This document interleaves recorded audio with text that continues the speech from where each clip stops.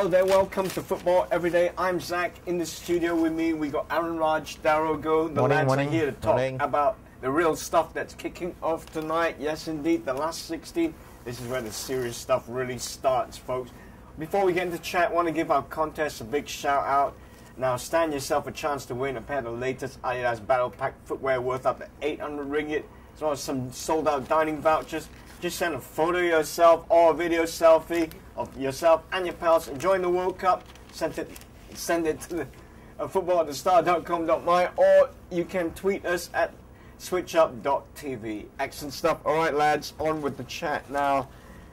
The real stuff, Darryl, is happening tonight. The first game is Brazil versus Chile. How do you see this one panning out? I mean, last night I just woke up thinking, why is there no football on television? I mean, I need it badly, you know what I mean? There's so much poison in the air with regards to the whole Suarez case.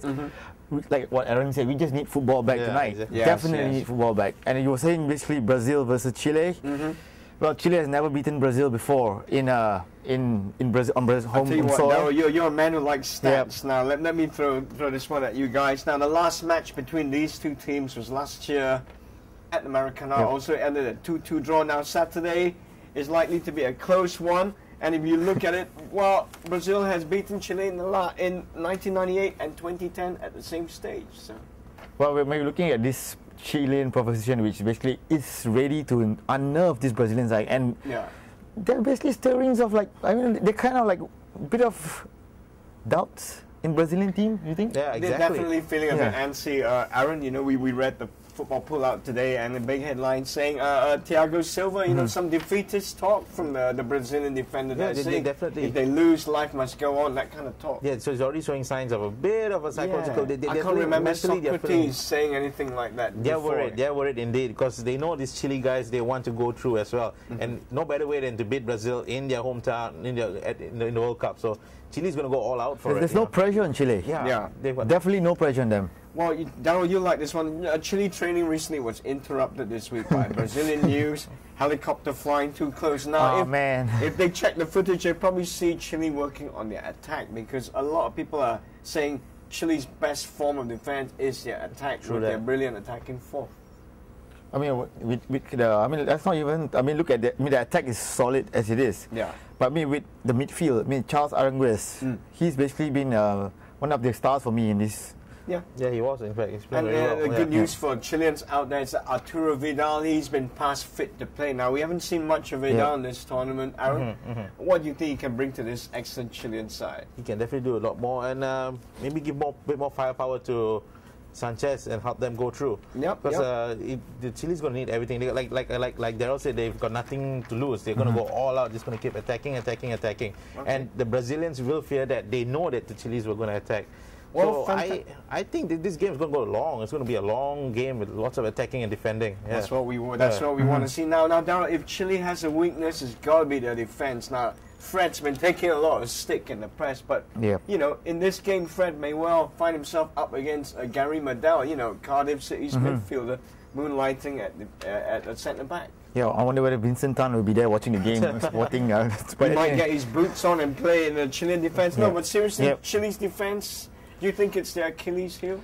Well, I mean, they know that. I mean, Brazil basically also tends to let the whole attack off the ball sometimes. I mean, against Cameroon, they were fantastic because Cameroon basically just melted, you know what I mean? But this Chilean side, I think that they can unsettle Brazil from the midfield itself.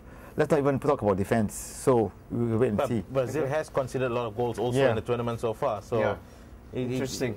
Interesting. Well, I tell you what, Aaron, Brazil, you know, for all their conservatism, I say conservatism because I reckon they play like Chelsea. You know, they do know how to score. They've got the players that can score, especially that man Neymar now. All eyes on Neymar, you know, he's 4 goals. Yeah, you know, he's looking at Mr. Golden Boot. He wants to win the Golden Boot, so he'll definitely want to score a lot more goals. You know, and it depends how the team, I'm sure Oscar will also want to get a few more goals also as well to his name.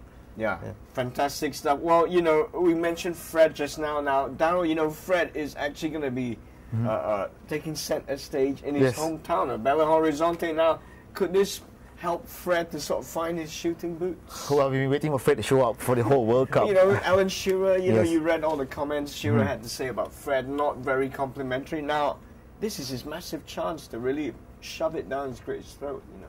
I mean, I would say, I would give, Fred definitely a fighting chance. So basically to get something of a name out there in this game.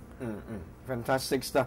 Well, lads, this game is panning out to be one of the games of the last 16. Now, it's a close one, but Aaron, I want to put you on the spot. Do you really think that Chile can upset the apple cart? I mean, they've got the crowd they have to play against, Belo Horizonte.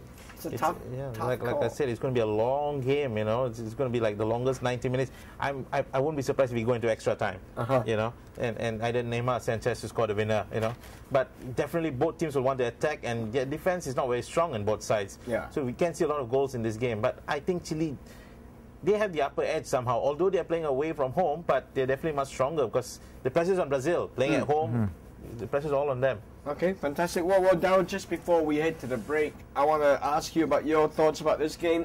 Score prediction, man. It's going to be one of those games where, it's going to take one man to do it all. All the hype, the pre-game hype. We're looking at Neymar to stick his boot in. A 1-0. A 1-0? It could be a 1-0. Well, I'll tell you what, typical modern-day American football. Well, just before we go, this is a little bit of trivia here. There's a report in The Guardian today saying how the goals record for the modern era of the World Cup could actually be broken in this tournament. We've had loads of goals in the group stage. This is the first game of the last 16.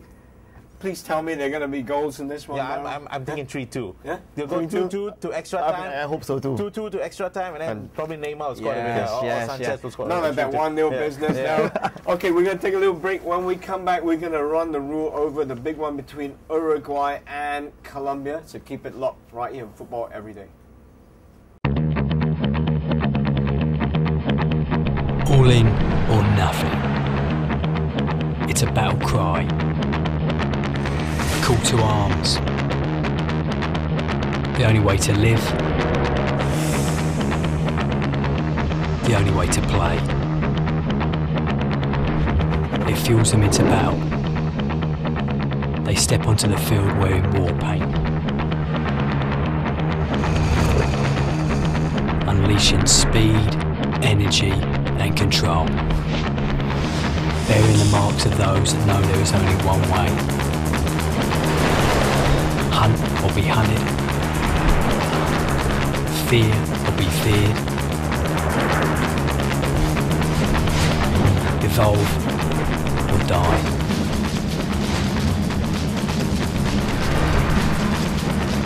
Black or white.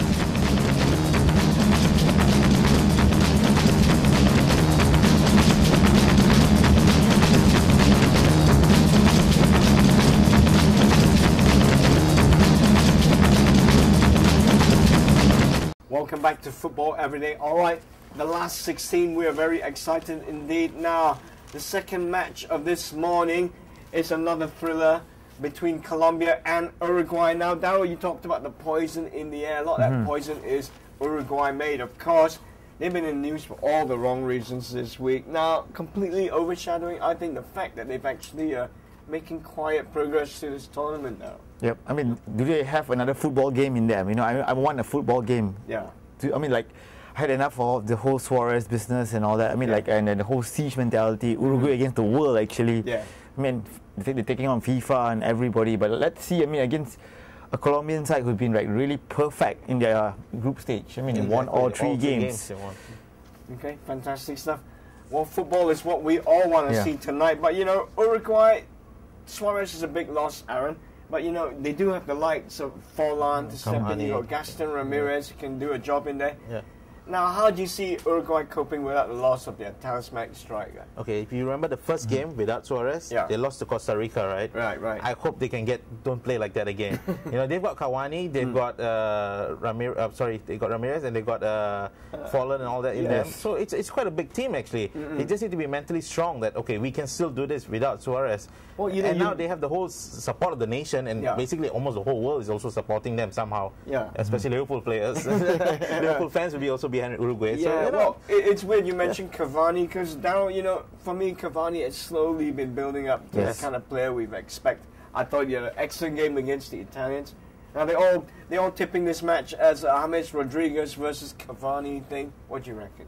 I mean, it's the fact that, I mean, back to the Suarez thing, he basically overshadows the whole team. Yeah. Exactly. And basically, it's time for all now the next, I mean, the replacements to basically step up. I mean, Uruguay is not a one-man show. Yeah. I mean, they have to show it. You know what I mean?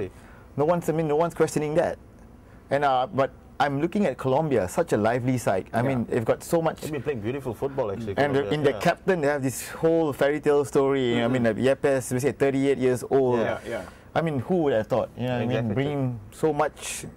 Well, you talk about Colombia, and one of your favorite coaches is that man Jose Pekerman. Now tell me, Darryl, why have you been impressed with Pekerman and the way he set up this Colombian team? I mean, we've seen a massive change in the way they approach the game as well, haven't we? I mean, first things first, Pekerman's basically been talking with much respect towards Uruguay. I mean, he's not been dragged into the whole all the mud and all that stuff. I mean, he's been saying that Uruguay basically is a great team. Oscar Tabarez is a great manager. And it's like, it's positive. I mean, respect for the other. Well, it's kind of like it's psychology that works for me. You know what I mean? He puts Uruguay as favourites in a way. Well, you know, it's great that Pekerman's actually concentrating about football rather than all the gossip. Now, a quick word on that man James Rodriguez. Now, you know, youth prodigy, given his massive break, you know, in the World Cup, and he snatched it with both hands, Aaron. You know? Yeah, definitely, and I'm pretty sure he's going to go on and do more stuff in this game. The Uruguay players will be fearful of him. They know that what this guy can do, and that's why Colombia, the manager may say Uruguay is a better team, but deep down inside, he knows his men are better. Actually, you know, he's just being very humble towards the Uruguayans. Yeah. Well, Aaron, you predicted a massive long game in the first match this evening between Chile and Brazil. Do you see this one going down to the wire as well? You know, for me, I feel that Uruguay, with all the hassle and all the news that's been happening, they may just close ranks and surprise everybody. I don't think so. If they still believe that without Suarez they can't win, they need to change their mentality. If they believe they can play as a team, all the other players can sign. Then they can go through. If not, Colombia's going to win it definitely, by 1-0 or 2-0, you know. Okay, well, Darryl, you know, I obviously know where your heart lies in this one, but tell me, Darryl, I mean, you know, we've seen young teams come and impress, but this is the serious stuff now, and Uruguay, they are all practitioners in the dark arts. They could just make this ugly and do Colombia that way, you know. I mean, but there's a lot of South American history between both teams, and we're looking at, I'm looking at star quality here. I mean, James Rodriguez, it's going to be a massive star for this game. Okay. He got Valderrama's number. In fact, England and Italy would be here if Suarez was banned earlier itself, you know. Well, you know, perhaps they should have played Italy in the first match. Well, anyway, lads, you know, we were talking earlier about the Brazil-Chile game, and I just want to return to one more point that we failed to make in the earlier segment. Now that Brazil-Chile game is actually refereed by a certain Howard Webb, and there's been lots of whisperings, Darryl, that a bit of favoritism might be on the cards. Now, what do you make of this story? I mean, what Aaron was saying earlier. I mean, with Chile, right? I mean, they've been. Looking at the fact that they look at the Japanese referee in the first game for Brazil. That's horrible. So Howard Webb basically is going to be put in a fantastic position. No mistakes at all. Okay, fantastic stuff. Well, you know, I hope referees don't decide. Especially Howard Webb. You know, these games, I hope Howard Webb has a very, very quiet game. Thank you very much, lads. That was brilliant. We're not going to be sleeping tonight, and I'm sure neither are you. Before we go, want to give our contest another mention. Now, stand yourself a chance to win a pair of the latest Adidas Battle Pack footwear worth up to 800 ringgit, as well as some sold-out dining vouchers. All you have to do is send in your photo or video selfie of yourself and your pals having a wacky great time enjoying this brilliant carnival football that is the World Cup in Brazil. It's that easy. Send it to football@thestar.com.my. Alternatively, you can tweet us at switchup.tv. All right, that's us. Enjoy your football. Until next time, see you later.